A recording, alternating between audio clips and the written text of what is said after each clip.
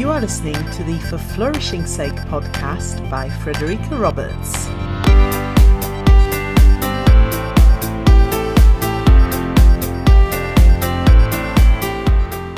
Hello and welcome to episode 5. Today I have a very special guest for you. This is a lady who I met in Melbourne over the summer.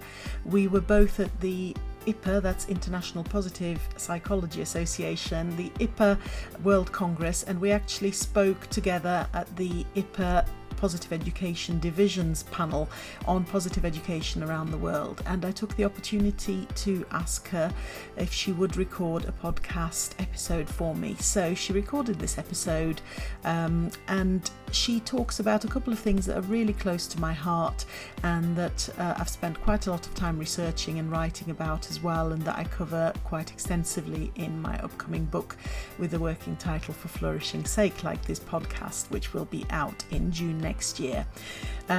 This lady is called Sha-En, and she will introduce herself and her organisation to you. She's from Singapore. We're very lucky to have her on this podcast, so I will leave you in her capable hands and hope you find this useful.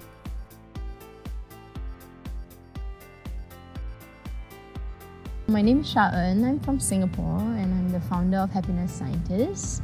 A lot of my work deals with positive education and working with teachers and school leaders and students to increase their well-being, make them happier, have flourishing schools. Working with teachers for so many years, one of the things that I really empathize with as a former teacher is the amount of work and the that they have to do for the children and the dedication that they do every single day, with every single student that they work with. And so one thing that I would really want to encourage all teachers is to, number one, take care of yourself. You can't keep giving when your cup is empty. So, whenever you feel that you're reaching that limit, or, don't wait till the limit is gone over, but when you feel like you're getting there, pause for a moment and recognize that you can't do everything for everybody, but you can do something for yourself, and that doing that will give you so much more energy for the long haul.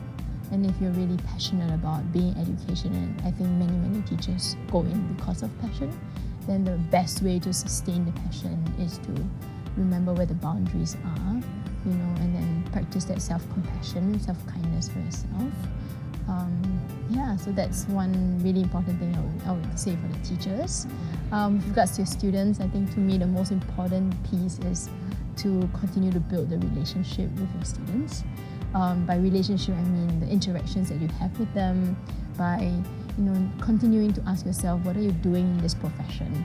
What is your role? You're not here just to teach subjects. You're here to raise a child, to give them the tools that they can use for the rest of their life, to help them to be ready for the future that we can't even predict, but they're going to have to live, right?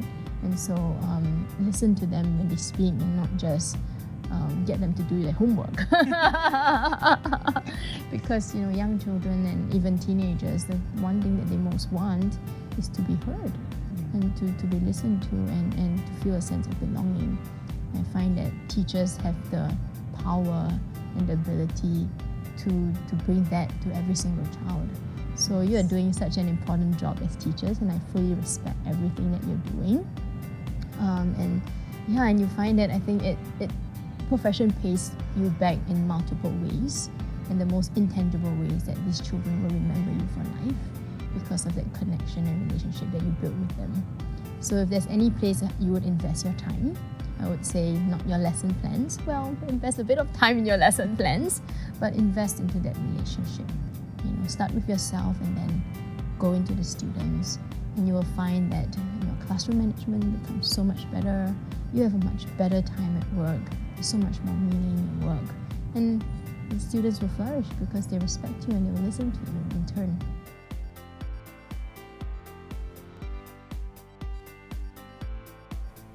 Thank you for tuning in to the For Flourishing's Sake podcast. I hope you've enjoyed this episode, and I'd be really grateful if you'd spread the word. If you'd like to get in touch with questions or comments, or to contribute to a future episode, please go to forflourishingsake.com, where you'll find all my contact details. And there you'll also be able to leave individual comments on specific episodes. I look forward to hearing from you.